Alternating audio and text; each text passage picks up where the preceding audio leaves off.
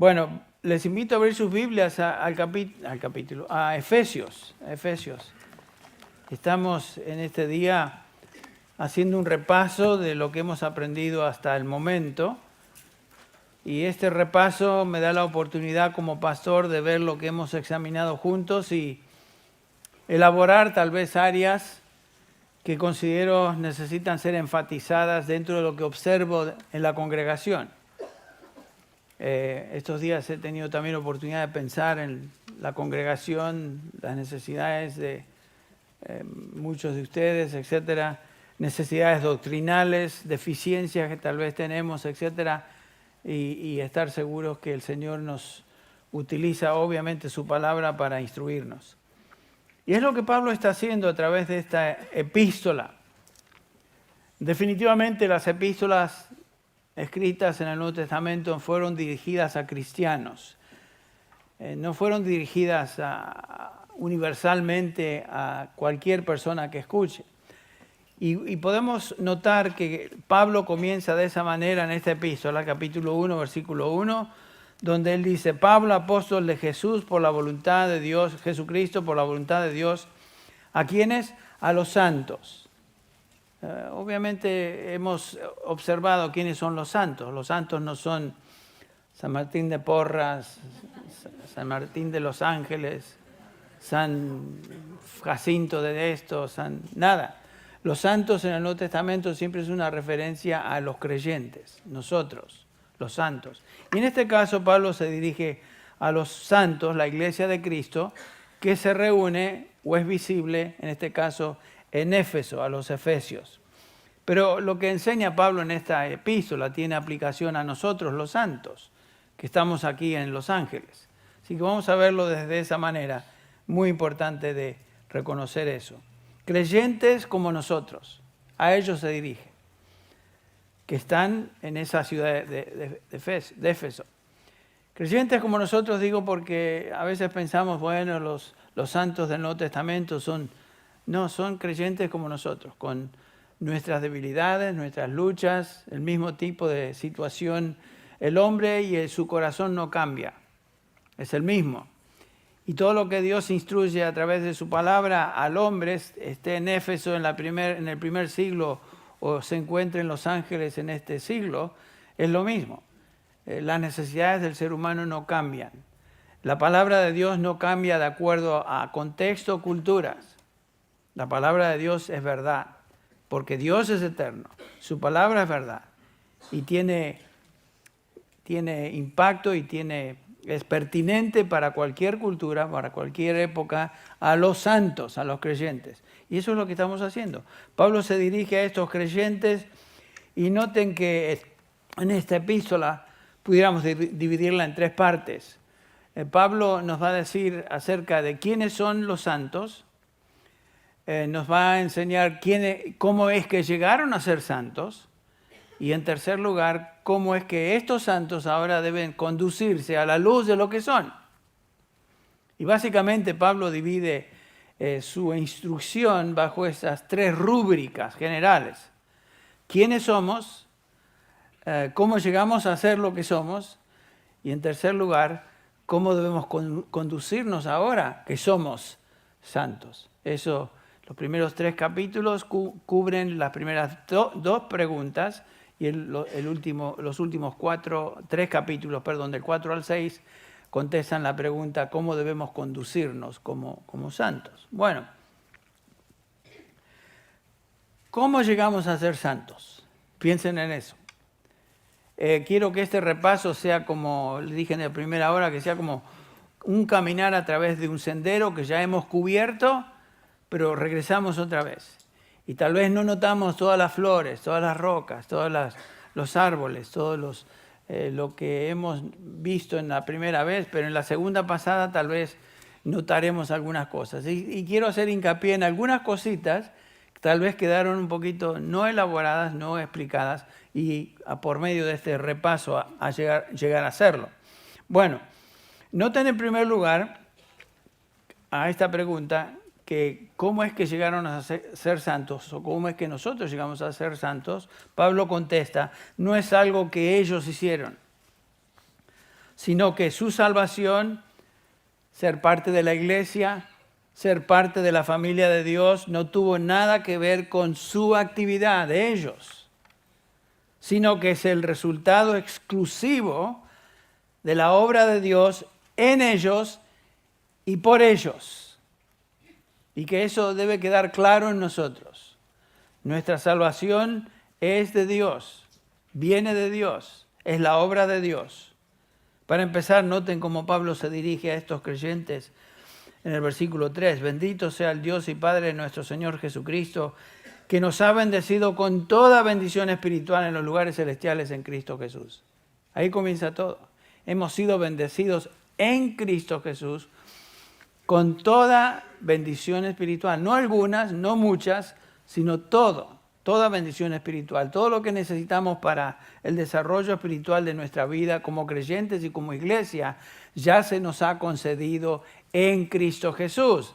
El punto es ahora descubrirlo, meditar en eso y comenzar a andar a la luz de lo que eso es y nos enseña. Bueno, no es que ellos hicieron algo para ser santos, sino que Dios llevó a cabo esa obra. Nos bendijo con toda bendición espiritual. Note el versículo que sigue. Fuimos escogidos en Cristo Jesús antes de la fundación del mundo. Fuimos predestinados para una herencia en gloria.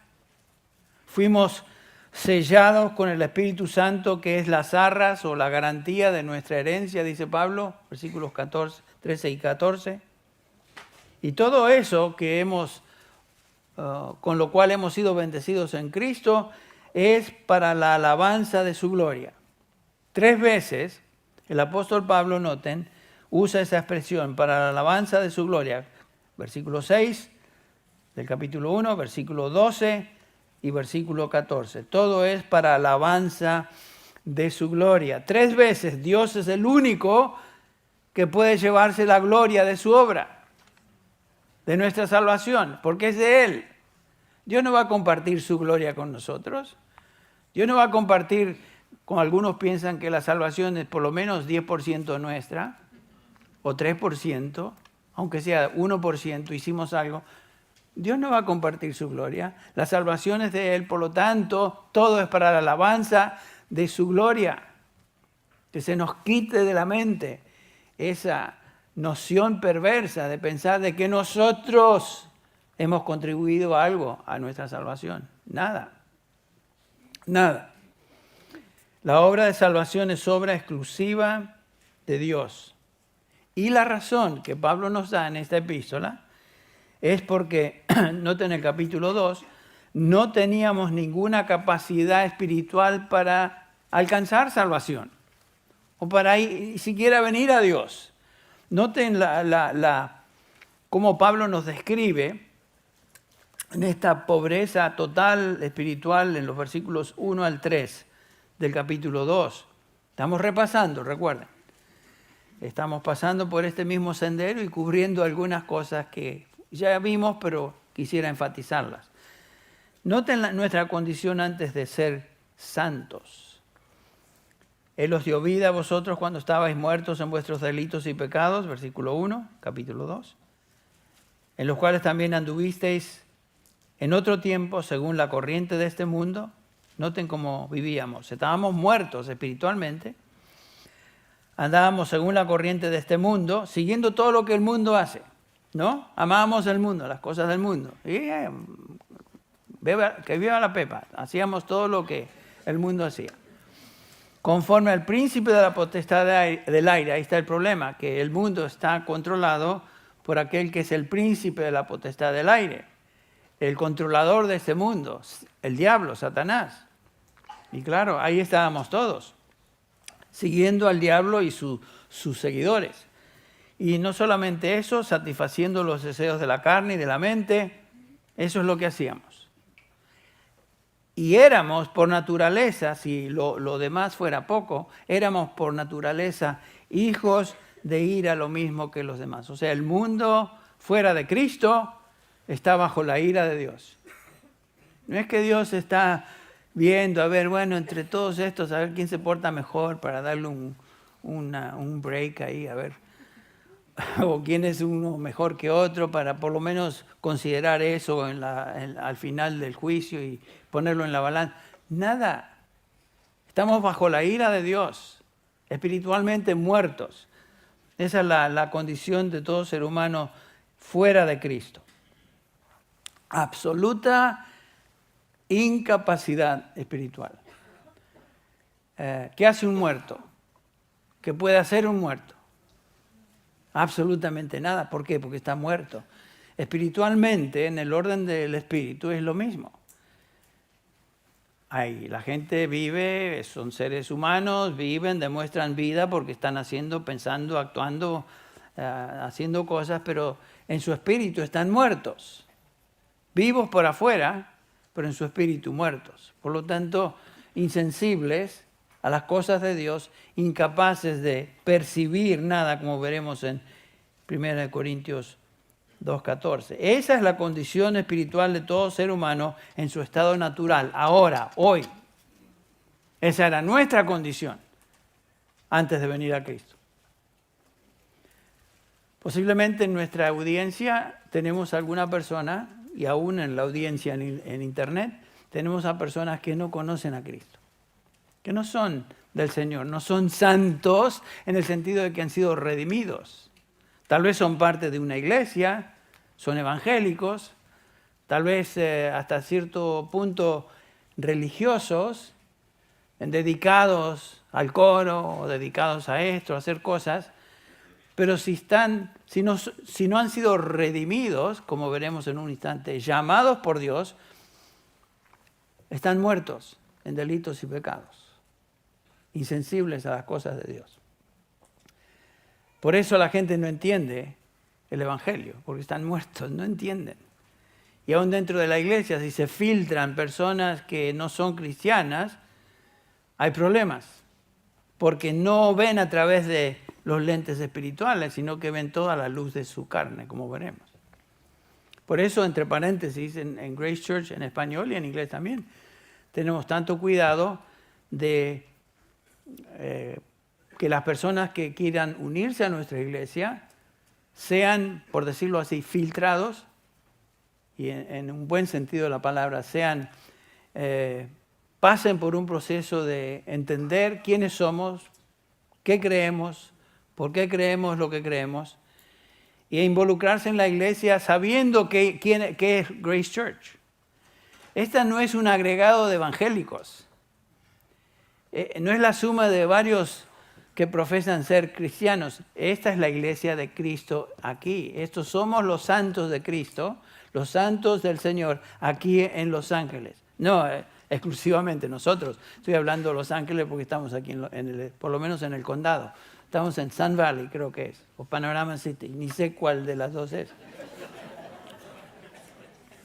El punto es que somos los santos, somos los redimidos.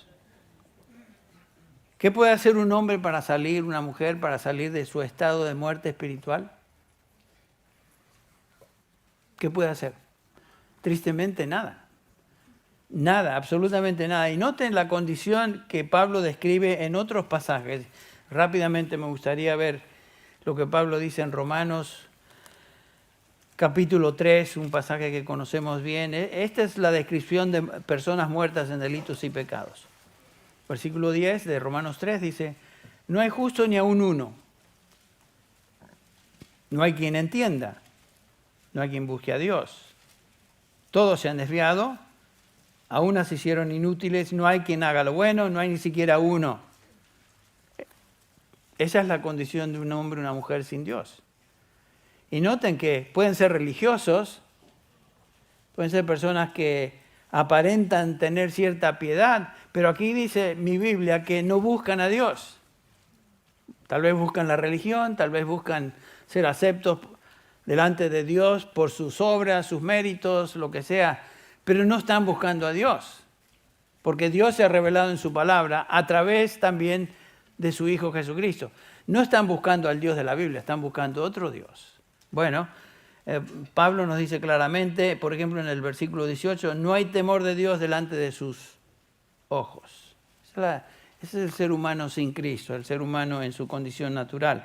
Noten, por ejemplo, lo que Pablo dice En 1 Corintios 2:4, otro pasaje que conocemos bien, simplemente para recalcarlo, 1 Corintios 2:14 dice, el hombre natural, este es el hombre que no ha nacido de nuevo, que no ha sido redimido, el hombre natural no acepta las cosas del Espíritu, porque para él son necedad, y no las puede entender porque se disciernen ¿cómo? Espiritualmente. Tal vez usted está en nuestra congregación y ha asistido acá, tal vez por un tiempo, y lo que se enseña y lo que usted escucha se le hace tonto. Pero sigue viniendo porque le gusta estar con amigos, lo que sea. Usted no entiende las cosas del Espíritu. ¿Por qué? Porque el Espíritu Santo todavía no le ha transformado. Y esa es la situación de una persona en su estado natural. No puede entender las cosas del Espíritu porque se disciernen espiritualmente. Ok, otro pasaje, noten ahí en Romanos 8, otra vez el apóstol Pablo, Romanos 8, comenzando con el versículo 5, esta es la condición del hombre sin Dios, 8:5. Porque los que viven conforme a la carne es otra descripción del hombre sin Dios. Aunque sean religiosos, aunque sean evangélicos, aunque sean personas que van a la iglesia, estos viven conforme a la carne. Ponen la mente en las cosas de la carne. Pero los que viven conforme al Espíritu en las cosas del Espíritu. Noten el versículo 6. Porque la mente puesta en la carne es muerte. Ya hemos visto que el hombre en su condición natural está muerto en delitos y pecados. Pablo está hablando de ese tipo de persona. Versículo 7. La mente puesta en la carne es enemiga de Dios. Porque no se sujeta a la ley de Dios y ni siquiera puede hacerlo. Y noten el versículo 8. Y los que están en la carne, o sea, el hombre natural que no conoce a Dios, no pueden agradar a Dios. Noten eso. Pueden ser muy religiosos, pueden expresar su religión de muchas maneras, pueden hacer obras de caridad, pueden hacer cosas que son buenas a los ojos de los hombres, pero no pueden agradar a Dios. Porque lo que hacen no es el producto del Espíritu de Dios en ellos, sino que es el producto de su propia persona, de su propia carne. Qué interesante. Bueno, ahí estábamos todos. Y noten que Pablo dice, éramos enemigos de Dios. No éramos amigos de Dios, aunque tal vez éramos religiosos. Este es el problema fundamental del hombre. Si tú no conoces a Cristo, ese es tu problema. Hoy, estás muerto, estás muerta en delitos y pecados. O sea, eres incapaz de hacer nada para traer gloria a Dios. Wow, Henry, le estás dando duro a los que tal vez estén aquí y no conocen a Cristo. Va a haber una palabra de aliento en un minuto, no se preocupen. Simplemente estoy subrayando el hecho de que claramente nos enseña la Escritura que el hombre en su estado natural es incapaz, no puede hacer nada, por más religioso que sea. Y por eso es que Dios se tiene que llevar toda la gloria, porque Él nos saca de esa condición y la única manera de que un hombre pueda salir de esa condición de muerte espiritual es que Dios intervenga y Dios haga eso, porque el hombre en su propia persona, en sí mismo, no puede hacer eso. Por eso Pablo continúa en el capítulo 2, estamos de regreso ahora en Efesios, capítulo 2.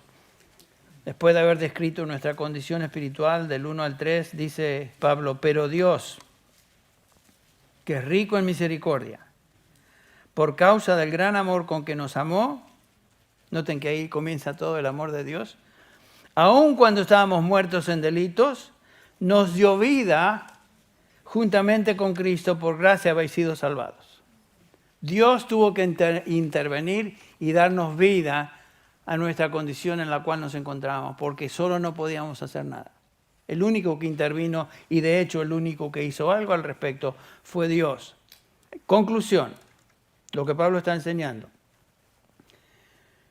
La salvación es de Dios, es por pura gracia de Dios. no tiene nada que ver con nosotros. Por gracia, dice Pablo, los versículos 8 al 9, por gracia habéis sido salvados por medio de la fe, y esto no es de vosotros, pues es don de ¿qué? De Dios. No por obras, para que nadie ¿qué? Por eso es que Dios se lleva toda la gloria. Porque si hubiera una pizquita de gloria que nos pudiéramos llevar, lo haríamos. Porque el hombre siempre quiere atribuirse ciertas cosas. Sin embargo, dice, para que nadie se gloríe. La alabanza, la gloria es de Él. La conclusión es esta, que si somos salvados, si somos redimidos, miembros de la familia de Dios, es porque Dios lo hizo. Dios lo hizo. Y alguno estará pensando, bueno, yo tuve que creer, por supuesto. Tú tuviste que creer. Pero ¿cómo es que llegaste a poder creer? Dios te dio vida, te transformó y en ese momento te dio la habilidad de creer. El creer no viene así de la nada. El creer no puede venir de un corazón que no conoce a Dios, de un corazón carnal, y un corazón que ni siquiera puede agradar a Dios. ¿Cómo es que esa persona va a creer dejado a su condición natural? Imposible, imposible.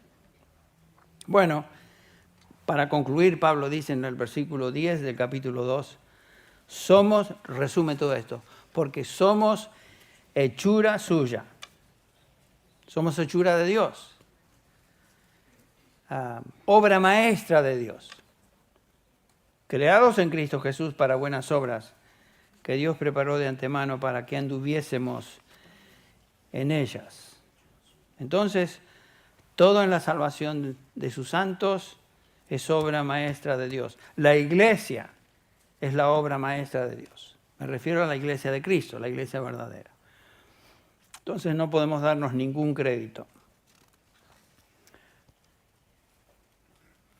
Y por supuesto Pablo también habla de que hemos sido incluidos en un solo cuerpo, tanto judíos como gentiles, todo es obra de Dios. Lo hemos visto en el capítulo 2, capítulo 3 otra vez. Y la única manera que podemos venir a Dios es por medio de su Hijo, a través de su Hijo. Todo es obra de Dios. Esto, en un resumen, por decirlo así, nos ayuda a entender esta verdad de que Dios es el autor de nuestra salvación y es el único que obra en nuestra salvación. Esta es la enseñanza de los primeros 3 capítulos de Efesios. Y el entendimiento de esto, de estas verdades, no es automático. A veces pensamos, bueno, sí, pero ¿notaron ustedes que nos cuesta entender ciertas cosas de la palabra de Dios? Y que no es sino a través del tiempo, de meditar, de pensar y orar, que Dios nos dé entendimiento, que el Señor comienza a abrir nuestro entendimiento, nuestro espíritu, y podemos lograr entender ciertas cosas que tal vez hace años o meses ni siquiera podíamos.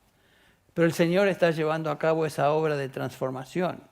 Desde el momento que fuimos salvados, en ese momento justificados, hechos justos por medio de la obra de Cristo a favor nuestro, desde ese momento Dios comienza la obra de santificación en nuestra vida, que continúa siendo llevada a cabo y no termina sino hasta que Cristo venga.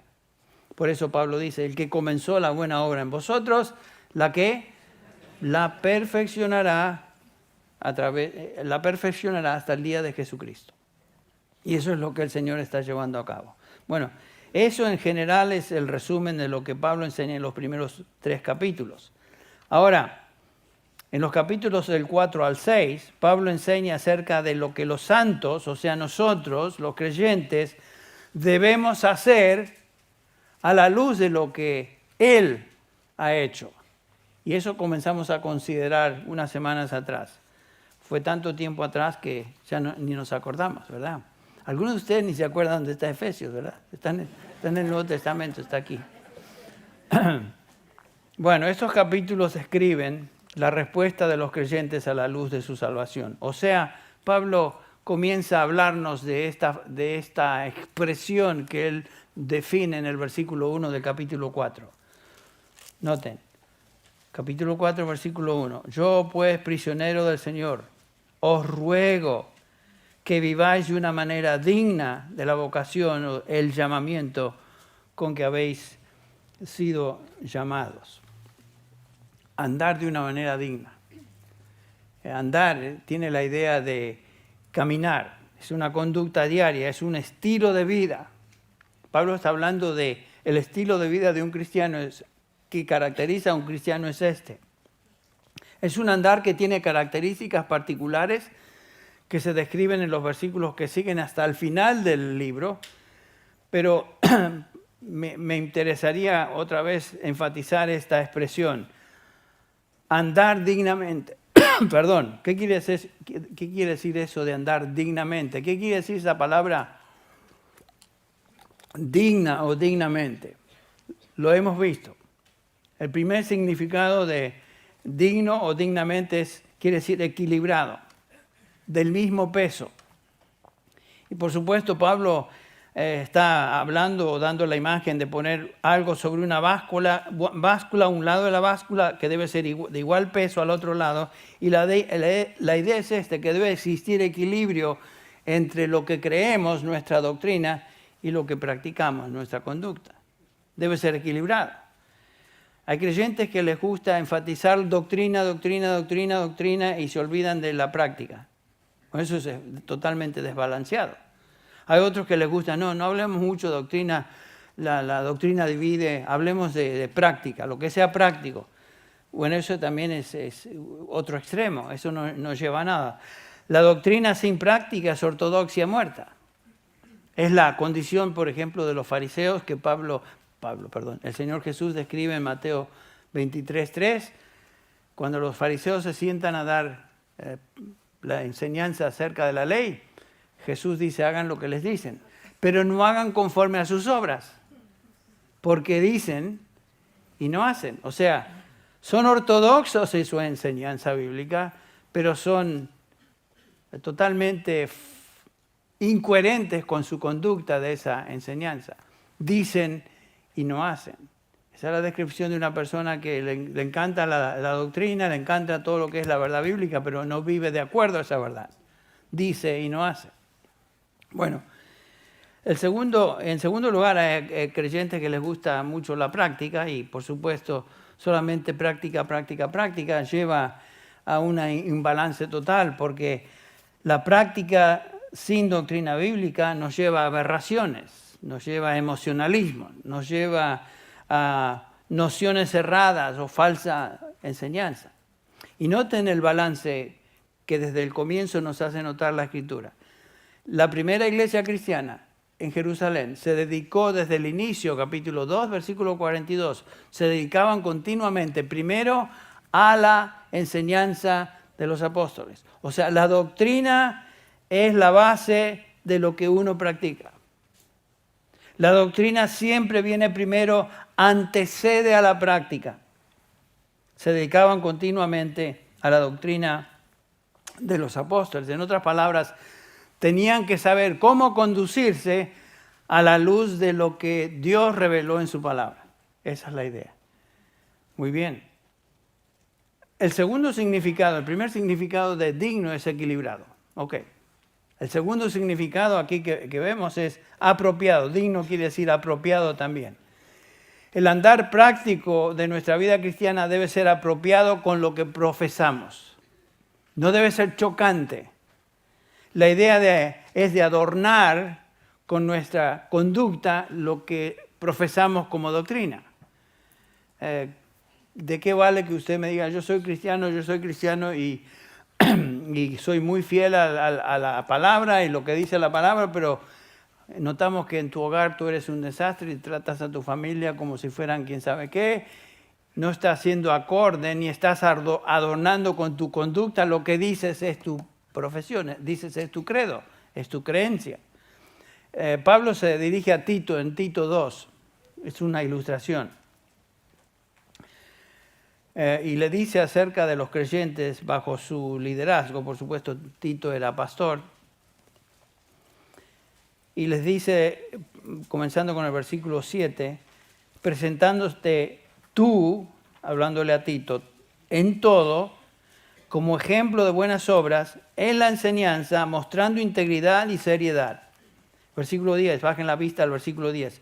No defraudando, sino mostrándose fieles en todo, para que en todo, esta frase, noten eso, para que en todo adornen la doctrina de Dios nuestro Salvador. Esa es la idea de andar dignamente. Andar apropiadamente de nuestra fe, adornando con nuestra conducta la doctrina de Dios, nuestro Salvador. No chocando con nuestra conducta, no siendo discordes con nuestra conducta, sino adornando la fe con nuestra conducta. Hicimos la pregunta hace unas semanas, ¿qué tal nuestra conducta? ¿Está adornando lo que decimos que somos o está embadurnando? Perdón, hermano. Yo ya estaba cantando victoria después de la primera predicación. Digo, ya pasé. Siempre me olvido que hay una segunda. Gracias por su paciencia. Anyway. Hasta mezclo inglés ahora. Bueno. ¿Estamos adornando lo que creemos y decimos que creemos o estamos trayendo reproches sobre eso? Qué triste es si nuestra conducta es tan incongruente con lo que decimos que creemos que no es testimonio para nada, todo lo contrario.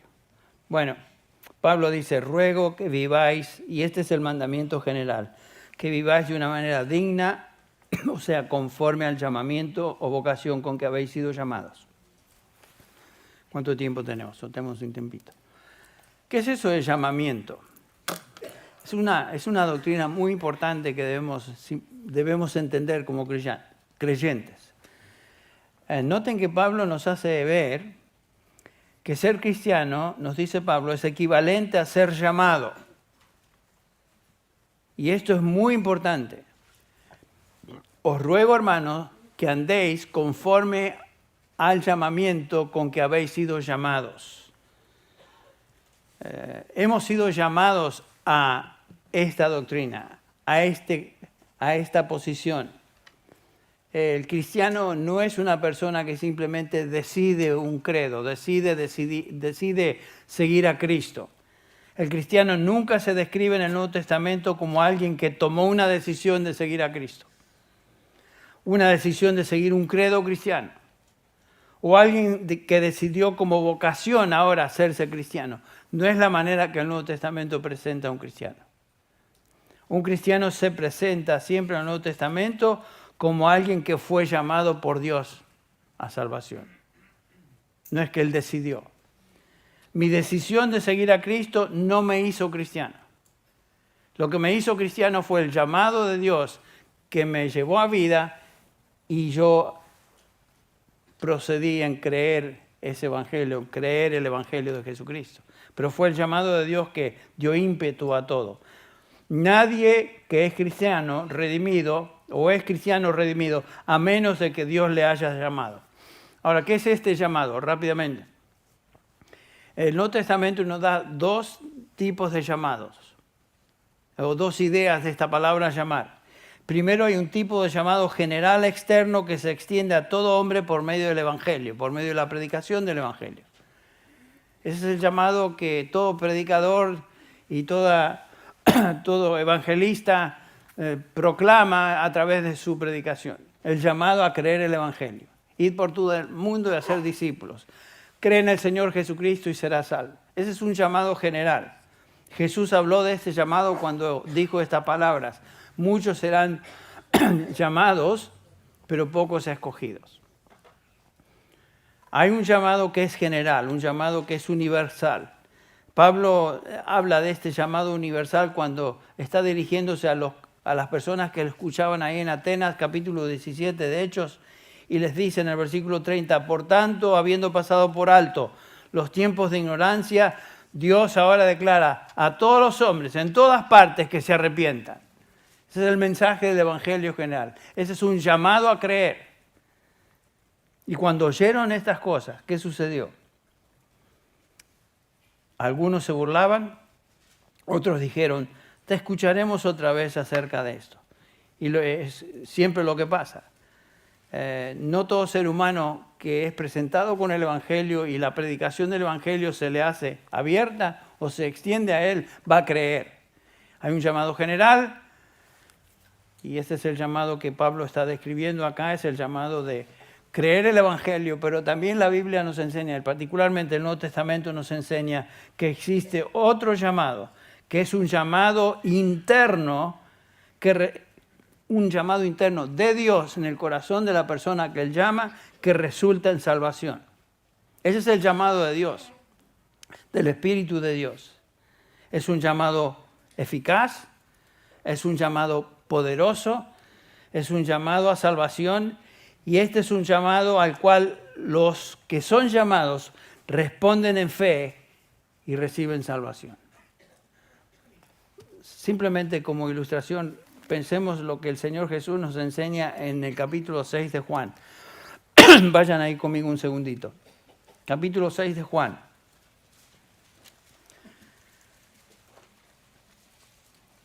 Comenzando con el versículo 37.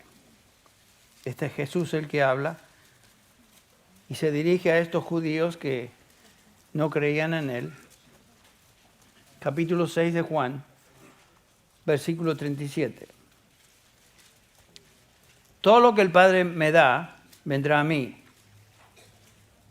Y al que a mí viene, de ningún modo lo echaré afuera. Estoy en Juan capítulo 6, el Evangelio según San Juan capítulo 6, versículo 37. O sea que esto nos enseña, nos habla del llamado de Dios a salvación. Noten, versículo 39. Esta es la voluntad del que me envió, que todo lo que Él me ha dado, yo no pierda nada, sino que lo resucite en el día final. Versículo 40. Porque esta es la voluntad de mi Padre, que todo aquel que ve al Hijo y cree en Él tenga vida eterna, y yo mismo lo resucitaré en el día final. Versículo 44. Dice Jesús, nadie puede venir a mí si no lo trae el Padre que me envió, y yo le resucitaré en el día futuro. O sea, ese es el llamado de Dios. Nadie viene a Jesucristo simplemente porque se le ocurrió, o en un vacío, o lo influyeron, tuvo una influencia de algo. No, los que vienen a Jesucristo para salvación, Dios Padre los trae a su Hijo y son salvados. Ese es el llamado de Dios. Nadie puede venir a Cristo a menos que el Padre lo traiga. Otra manera de decirlo, a menos que el Padre lo llame. Y es muy fuerte esa expresión, a menos que el Padre, literalmente dice en griego, lo arrastre. O sea, es la obra de Dios. Una ilustración perfecta del Nuevo Testamento del llamado de Dios a salvación la tenemos en la vida de Lidia, aquella que vendía púrpura. ¿Se acuerdan ustedes el capítulo 16 de Hechos? Está escuchando la predicación general del apóstol Pablo ahí.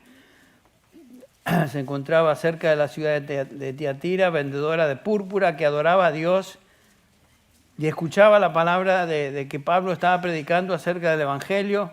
Pero noten aquí el llamado de Dios, específico. Y el Señor abrió su corazón para que recibiera lo que Pablo decía. Este es un llamado poderoso, es un llamado eficaz. Ese es el llamado de Dios internamente en el corazón de esta persona que abre su entendimiento y le da el poder para recibir el Evangelio. Ese es el llamado eficaz de Dios, el llamado la segunda manera o significado de la palabra llamar en el Nuevo Testamento. O sea, que hay un llamado general extendido a todo el mundo que escucha el Evangelio y un llamado específico, un llamado interno del Espíritu de Dios en la vida de los que Dios llama a salvación. Una ilustración de esto tenemos, por ejemplo, en la vida de Lázaro. No es lo mismo, el Señor lo llamó y le dio vida, lo sacó de los muertos, resucitó. Tenemos la descripción ahí cuando el Señor grita, estaba ya en la tumba Lázaro, el hermano de Marta y María. El Señor grita, dice, Lázaro, ven fuera. Y el que había muerto salió, los pies y las manos atados, el rostro envuelto en sudario. Jesús le dijo, desatadlo y dejadlo ir. Esa es una ilustración del llamado eficaz, poderoso de Dios, dando vida.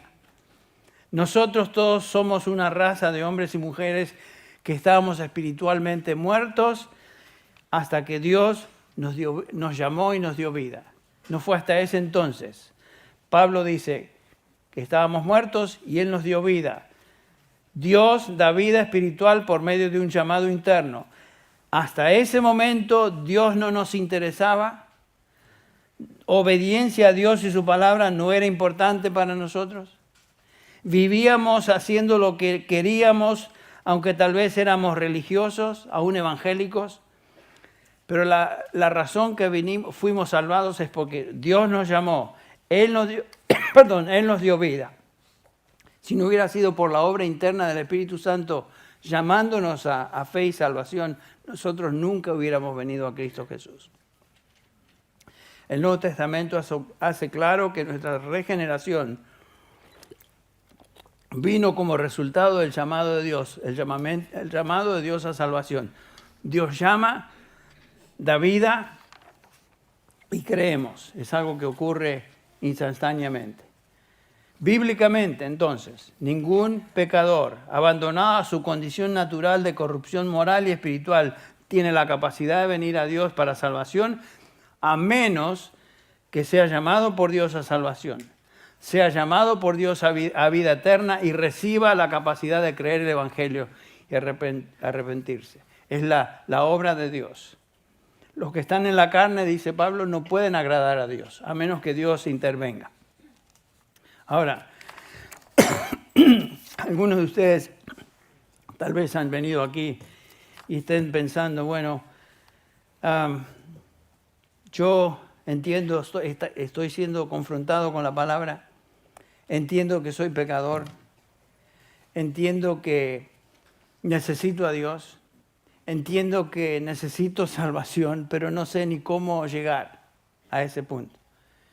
Gracias a Dios que tenemos una ilustración en el Nuevo Testamento, en la parábola del fariseo y el publicano que encontramos ahí en Lucas capítulo 18, donde el Señor Jesús nos dice acerca de estos dos hombres. Había un fariseo que simbolizaba la élite religiosa de la sociedad judía y estaban ambos ahí en el templo. El fariseo puesto de pie oraba para sí de esta manera: te doy gracias, Dios, que no soy como los demás hombres, estafadores, injustos, adúlteros, ni aun como este recaudador de impuestos. Yo ayuno 2 veces por semana, doy diezmo de todo lo que gano.